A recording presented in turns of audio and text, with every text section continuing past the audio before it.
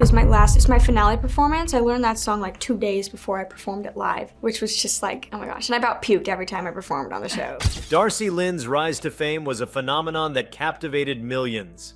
As a young girl with a puppet and a powerful voice, she enchanted audiences across America with her surprising blend of ventriloquism and operatic vocals. Her audition for America's Got Talent wasn't just a performance, it was an unveiling. From the moment she stepped on that stage, timid and wide-eyed, holding her puppet Petunia, there was a sense that something extraordinary was about to happen. And it did. What followed was a thunderous eruption of applause and praise, a golden buzzer that catapulted her into the spotlight, and a whirlwind of opportunities that most performers only dream of achieving. Before we start, smash the like and subscribe buttons for more updates. But behind the dazzling lights and the warm smiles was a far more complicated story. One of intense pressure, overwhelming expectations, and emotional exhaustion that no child should have to bear. What unfolded after her meteoric rise wasn't a continuation of that fairy tale, but the quiet unraveling of a girl who had to grow up far too fast, in front of far too many eyes. The tragedy of Darci Lynne isn't defined by a single catastrophic moment, but rather by a slow, painful erosion of joy, innocence, and peace under the weight of a relentless public gaze and the high demands of fame. Darci wasn't simply a talented ventriloquist. She was seen as a prodigy. Audiences marveled at her dual talents, her ability to sing with clarity and strength while performing complex puppet routines, all without moving her lips. It was this almost mythical level of talent that led people to place impossible expectations on her shoulders. Every performance had to be better than the last. Every show had to include something new.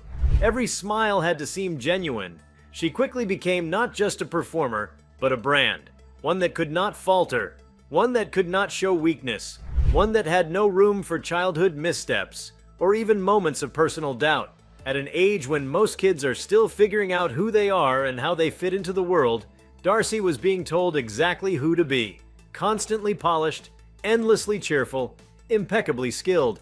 She was plucked from the comfort of adolescence and placed into a high-stakes environment where every word, every gesture, every outfit could be dissected by millions. There was no room for error. There was no time for stillness. Her life, which once revolved around school, friends, and hobbies, became a relentless cycle of rehearsals, interviews, appearances, and performances. What began as a joyful talent transformed into a tightrope walk over a chasm of scrutiny and burnout. What made this even more heartbreaking was the fact that Darci was, at her core, just a kid who loved to make people laugh and sing. Her puppets were more than props. They were her friends, her companions, her creative outlets. In the early stages, they allowed her to channel her emotions, to express parts of herself she might otherwise struggle to share. But as her fame grew, those puppets became tools of the machine. Each show demanded more characters, more dialogue, more dazzling complexity. What was once play became performance. What was once comfort became obligation. The pressure wasn't just external. With so much of her identity wrapped up in public approval, Darci began to internalize the need for perfection. A minor mistake in a performance became a reason for self-doubt. A lukewarm review felt like a personal failure. She was constantly measuring herself against the pedestal the world had placed her on. A pedestal so high it left no room for wobble. The emotional weight of this was suffocating. Instead of enjoying her teenage years, she was navigating the brutal highs and lows of a life in the spotlight, where a single misstep could shatter her carefully maintained image. Even more tragic was how isolated this life became. Surrounded by managers, producers, agents, and media personnel, Darci often had to present a version of herself that wasn't truly her. She smiled for cameras, laughed at interviews, and delivered on stage. But offstage, the fatigue crept in. She missed out on milestones her peers enjoyed. School dances, lazy weekends, spontaneous adventures with friends. Her relationships grew strained under the weight of her schedule. At times, it must have felt as though she belonged more to the public than to herself. There's also a profound sadness in how her childhood was commodified. Every success was monetized. Her image, her voice, her story, all became products to be sold and marketed. While her fans adored her, they often didn't see the cost behind each smile. She became a symbol of inspiration for many, but inspiration can be a lonely mantle to carry, especially when you're still trying to figure out who you are without the spotlight. Darci's mental health began to suffer. The signs, while not always visible to the public, became apparent to those closest to her. The exhaustion, the constant need to perform, the fear of letting people down, it all chipped away at her well-being. The joy that once lit up her face when she held a puppet began to fade. The sparkle in her eyes that had enchanted millions became dulled by overwork and emotional fatigue. And still, the show had to go on. There's a deep injustice in how the entertainment industry, and often the public, treats child stars. Their humanity is too easily forgotten. They are celebrated not for who they are, but for what they can do. And when the pressures mount, when the weight becomes too heavy, there is rarely space granted for these young performers to step back, to breathe, to be children again. Darci's experience is a tragic testament to that. What should have been a story of joy, passion, and creativity turned into a cautionary tale about the perils of early fame. What makes Darci Lynne's story especially heartbreaking is that the very talent that brought her joy ended up being the source of her pain. She had to carry a persona that became heavier with every year. The puppet's smiles masked the performer's exhaustion. The cheering crowds drowned out the quiet cries for help. And the endless cycle of expectations turned a bright star into a weary soul trying to find her way back to herself. The implications of this tragedy go far beyond Darci herself. Her story sheds light on a broader issue: the way society consumes talent, especially in young people, without fully considering the human being behind the performance. It raises questions about how we define success and how we treat those who entertain us. It forces us to ask what it means to support a performer. Is it enough to cheer them on? Or do we owe them compassion, boundaries, and understanding? Darci's journey also reveals how fame can distort even the most genuine forms of expression. Her love for ventriloquism was real, her joy in performing sincere.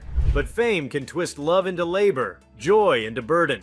The performance becomes a prison, and the audience becomes both supporter and captor. For a child especially, this can be devastating. There's no roadmap for growing up famous. There are no instructions for navigating a world where millions know your name but few know your heart. As Darci Lynne tried to keep up with the demands placed upon her, she faced an emotional toll that few could understand. From sleepless nights before major shows to the gnawing anxiety that came with each new appearance, she was constantly running to meet expectations, to keep fans happy, to prove her worth again and again. This kind of emotional marathon is unsustainable. It wears down even the strongest spirits, and for a young girl, it was shattering. What compounds the heartbreak is how preventable much of it was. If more people around her had prioritized her well-being over profit, if the industry had clearer guidelines for protecting child performers, if audiences had been more mindful of the pressures their admiration brings, things could have been different. There could have been space for Darci to grow, to rest, to find her own pace. But in a system that values output over humanity, that space is rarely given. Still, the tragedy of Darci Lynne isn't just about loss. It's about the dangers of a system that takes bright, talented children and molds them into performers before they are ready, stripping away the messy, beautiful, necessary parts of growing up. It's about the silence that often surrounds mental health in the entertainment world, especially for young stars. It's about the masks we ask people to wear and the way those masks can become cages. The story forces reflection on the role of spectatorship in fame. It asks whether we are complicit in the pain of the people we claim to admire. Every time we demand more, expect perfection, or criticize small missteps, we contribute to a culture that dehumanizes its stars. Darci's pain didn't occur in a vacuum. It was cultivated, amplified, and sustained by an ecosystem that thrives on constant production and public approval.